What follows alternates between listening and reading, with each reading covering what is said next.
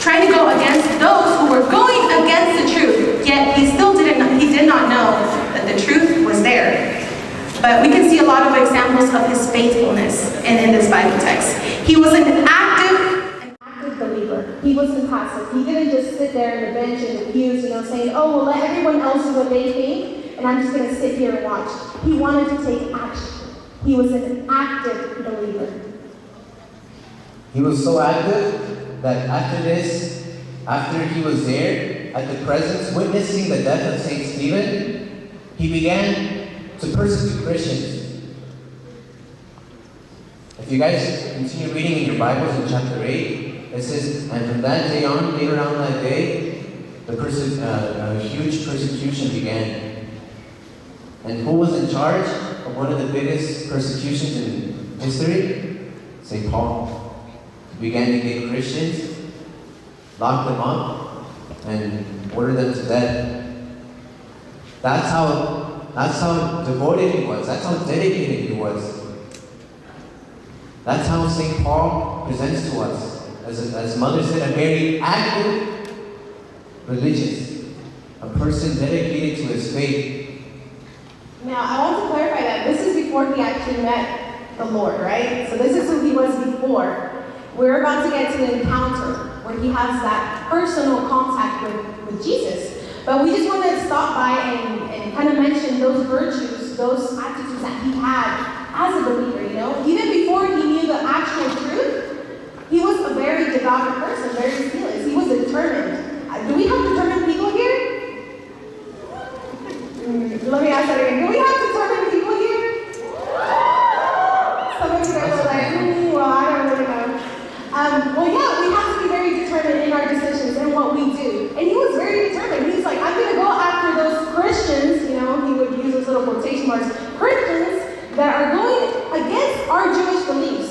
Yet he did not know that God, or the Lord, was preparing something different for him. And that's what the Bible text that we're going to see next. If you want to look at it in your Bibles, it's Acts chapter 9, verse 1 through 9. Acts chapter 9, verse 1 through 9.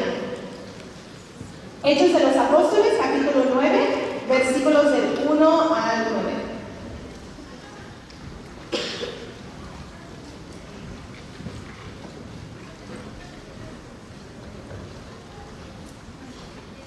Alright. So Acts chapter 9, verse 1 through 9. Now Saul, still breathing murderous threats against the disciples of the Lord, went to the high priest and asked him for letters to the synagogues in Damascus, that if he should find any man or woman who belonged to the way, he might bring them back to Jerusalem in chains. On his journey, as he was nearing Damascus, a light from the sky suddenly flashed around him. He fell to the ground and heard a voice saying to him, Saul, Saul. He was unable to see, and he neither ate nor drank. The word of the Lord. Thanks be to God. And this is a turning point for Saul. He had always thought that he was right. He had always thought that he had lived in the truth. And according to him, what he was doing was the correct thing to do. He was defending his faith. He was going to persecute those that were in the way. In other words, the Christians, right? Because this was sprouting and it was like creating chaos in the faith. So he was going against them. He was persecuting them. And as we had said earlier, he was a very determined person. If those of you that have your Bibles, you can see how on verse 2, he says he even went to go ask for letters. He was really determined about this. He's like, I'm going to finish up with those Christians because they're living a lie. But then he has this personal encounter with God. And I think that's the very, very key point of our lives, having that encounter with the Lord. He had heard of Jesus already. He had already heard that there was followers, that people believed in him. But now it was his turn. He was going to have that encounter with him. And when he fell down, he heard a voice saying, Saul, Saul. That's like Jesus calling out your name, saying, wake up from your dream and wake up to reality. This is reality. He was confused. All of his life he had believed, he was in the right path. All his life. And now you have someone questioning him. But I think that the next verse was a very important part of his turning point. He dared to ask, "Who are you, Lord?" How many times do we ask the Lord, "Who are you? Where are you? Who are you in my life?" And he dared to ask him. And I think that requires a virtue that most of us need. It's called humility. Asking God, "Who are you, Lord? What do you want me to do?" By him asking the Lord this question, he's opening up to God's plans. He's opening up to whatever God wants, to God's will. And sometimes we don't even dare to ask the Lord that. He calls us by our name, and he wants to have that personal encounter with us, but we don't dare to ask him, "Who are you? What do you want of me?" And his attitude was a very docile spirit. It says right there on verse 5, "I am Jesus, whom you persecute." Isn't that kind of harsh? The person that he was persecuting was the same person that he had always been defending, the truth.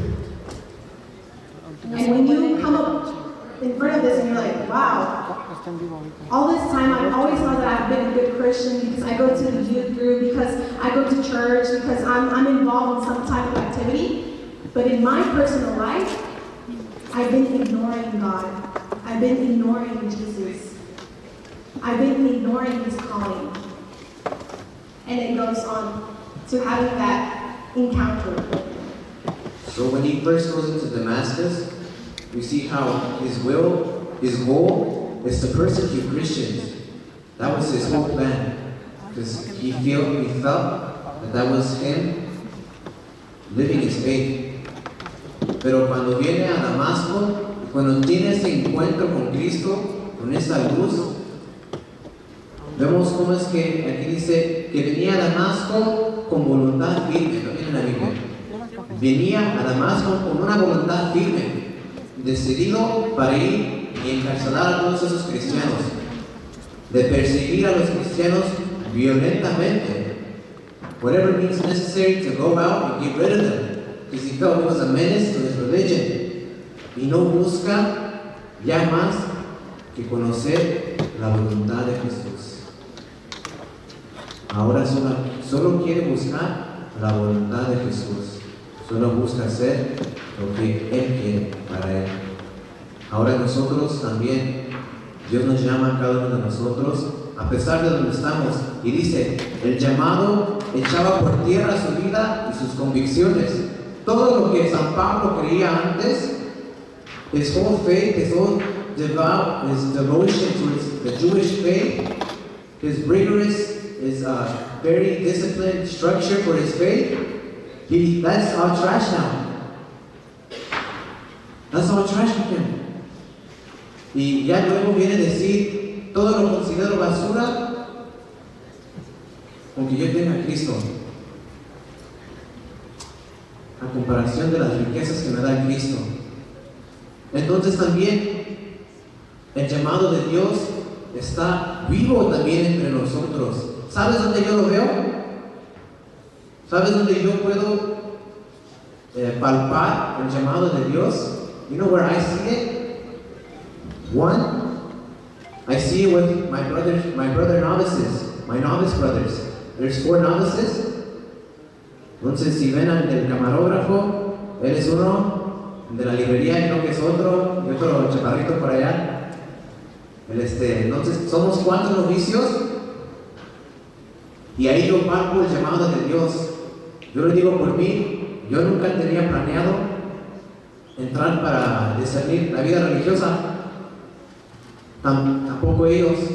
Yo los veo en todos los misioneros que están aquí, que hicieron el buffet, desde la presentación, a todos los sacerdotes, los religiosos, las religiosas, and I see that you guys también. Why are you guys here? ¿A qué vinieron? ¿Qué buscan? ¿Se invitaron a la playa? ¿Ah? ¿Después de ti o antes? I think in order to get to this point of our lives, just how Johnny was saying, for us to die to ourselves, we have to trust. And that's a very important point. If you guys have y'all's Bibles, it says on verse 9, for 3 days he was not able to see. If you have ever encountered this, or you guys have played those games where they blindfold you, and you can't see anything, and you're like, you might know the place, but you're like, I still feel lost. And Saul encountered that. He had that experience of not seeing according to his knowledge or according to what he wanted, but he dared to trust God. Being blind for 3 days, it symbolizes, kind of like what we saw in the Gospels, the death of Jesus and then the resurrection. You have to go through those steps in order to have God live in you. And what are we going to die to? As young adults, what are we going to die to? Maybe our vices, maybe those things that take us away from God, those things that hold us back, those chains that are just locking us and not allowing us to walk towards the truth. What are we going to let go? What are we going to die to? Saul, he was willing, and he had a very docile spirit, as we had mentioned already. The Lord told him, okay, you're going to go to Damascus now. He did not know what he was going to do. He had his plans, but now God is changing his plans. He's like switching them all around. Kind of like what happened with all of the missionaries that you see around here. I don't think none of us were born thinking, oh, I'm going to be a missionary. I'm going to be a religious. I'm going to be a seminarian. No, I'm not. We weren't born like that, knowing everything. We had our plans, and then God came and transformed them. Saul, he was having that experience, that period in his life where God was transforming his life, and he was going to make it a new life. A life in the truth. But what did it require? Humility. It required to have a docile spirit.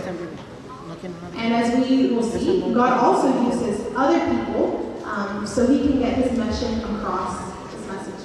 But before we go to the other Bible text, I want to share with you guys. So I don't know if you guys, most of you come from a missionary parish, I'm assuming, hopefully. ¿Quién tiene misioneros en su parroquia? La mayoría, almost everyone. Arizona, yo creo que no, pero bueno. Entonces, nosotros tenemos una revista, es called Founder of Laws, en Quito Nueva. Entonces, cada 8 días nosotros vamos a difundir esta revista para la evangelización. And when I went to one of the parishes, I think it was a 7 a.m. or 6:30 a.m. Mass.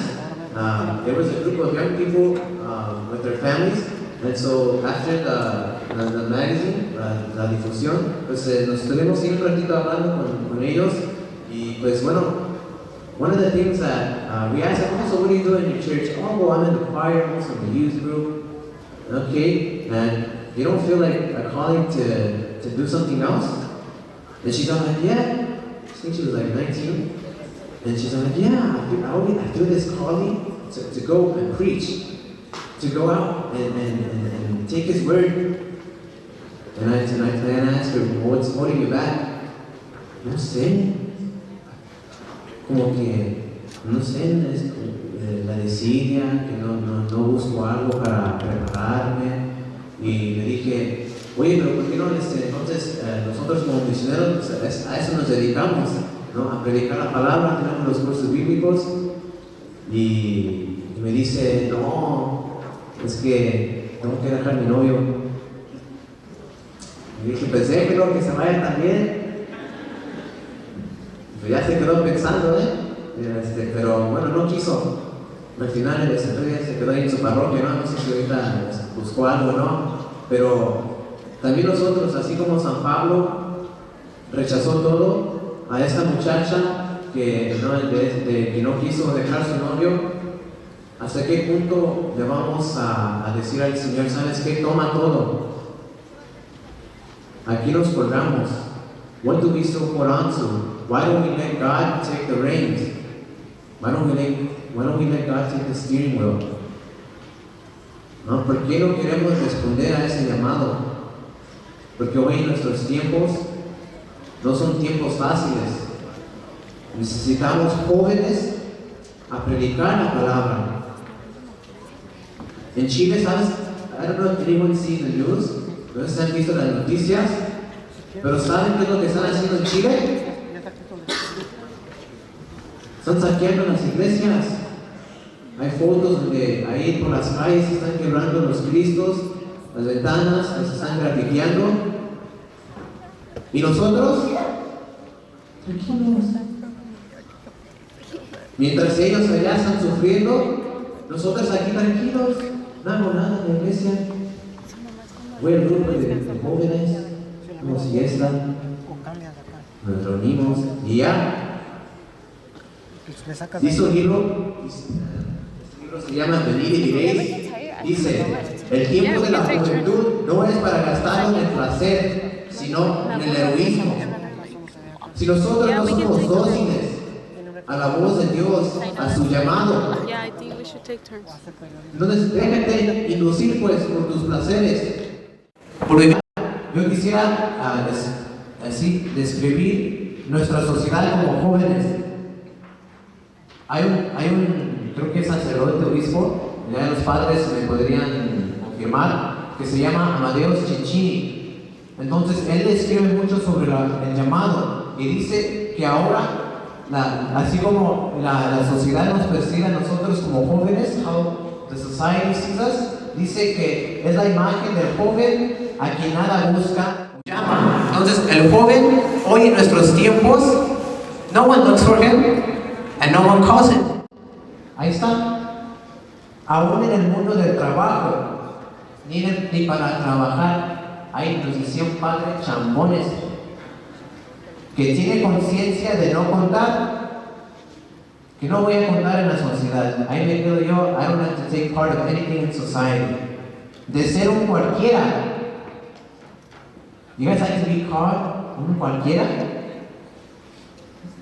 Parece que sobra, sin futuro ni grandes ideales y a veces, a menudo, desocupado. Y como decía la madre, que somos pasivos y desmoralizados. Dice que somos una generación sin padres ni maestros, de lo cotidiano, de lo privado, sin recuerdos. Somos muchachos sin tiempo, somos muchachos y jóvenes del vacío. Somos como el silencio, los ecos del silencio. ¿El silencio tiene eco? Les pregunto. ¿Silencio tiene un eco? Pues no. Así somos nosotros, así nos creen. Dice que somos invisibles, somos los confusos, que no participamos, que somos una generación de los buenos. ¿Los buenos para qué? Para nada, no es cierto.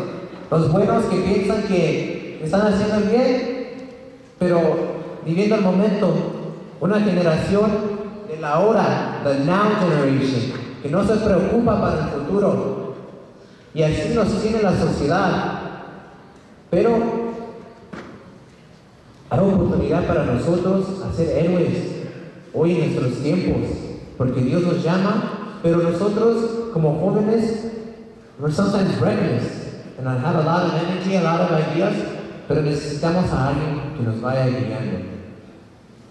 And just to make like a recap of everything that we mentioned already, so we're talking about St. Paul, right? He was a very devout Jewish, he was very religious, he was very serious about his faith, and he had his plans. How many of you guys have plans? Yeah, I think we all have plans. He had his plan and he was going to go defend the truth. He was going to go to Damascus, right? Which was another city. So on his way, God speaks to him and he allows him to have that encounter with him.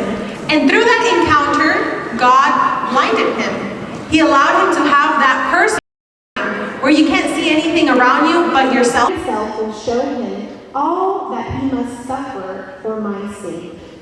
The word of the Lord. Thanks be to God.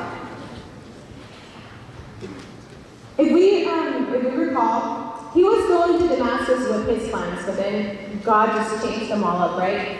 And now he's going to be doing what God wants, what he has established for him to do. And then Ananias was this person that he was like, he had always been, he had been Christian, he had converted, but he's telling God, he's telling Jesus, how are you going to now allow him to come into our circle of Christians if he had wanted to persecute us? And it's kind of like your friends, I don't know, like maybe some of you guys are I don't know, like very, you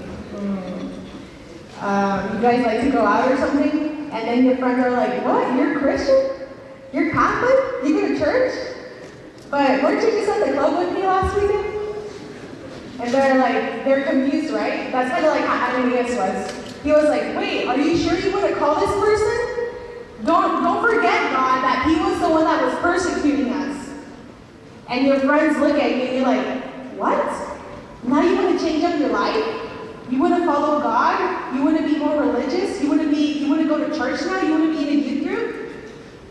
And people might question your conversion. People might question your response to God.